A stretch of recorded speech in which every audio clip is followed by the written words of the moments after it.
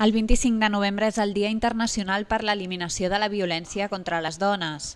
És per això que Esplugues s'ha sumat a molts ajuntaments fent 5 minuts de silenci per les víctimes i llegint un manifest. Ens hem afegit, ens hem adherit a la lectura del manifest a les 12 del migdia, com fan la majoria, la totalitat d'ajuntaments del nostre país, però sabem que hi ha molta gent en un dia feiner com el d'avui que no pot acompanyar-nos en aquesta lectura i que amb la lectura no és suficient. Les Nacions Unides defineixen la violència contra les dones com qualsevol acte de violència de gènere que pugui tenir com a resultat un dany o sofriment físic, sexual o psicològic per la dona, així com les amenaces d'aquests actes o la privació arbitrària de la llibertat, tant si es produeixen a la vida pública com a la privada. La lluita és el treball que tota la societat ha de fer per treballar en pro a erradicar aquesta violència masclista que es perpetua durant segles.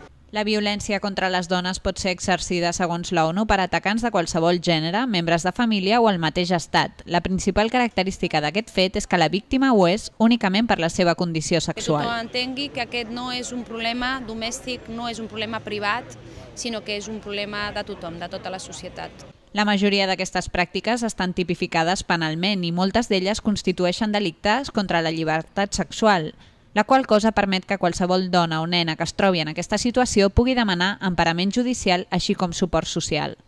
La jornada s'ha reprès a la tarda amb una segona lectura del manifest i una concentració ciutadana com a actes per erradicar aquest tipus de violència. Entre els assistents hi han estat presents el Consell de les Dones i les associacions de dones d'Esplugues, que han representat una coreografia. A més, a l'acte s'ha projectat un vídeo contra la violència realitzat dintre de les activitats de l'Espluga Jove.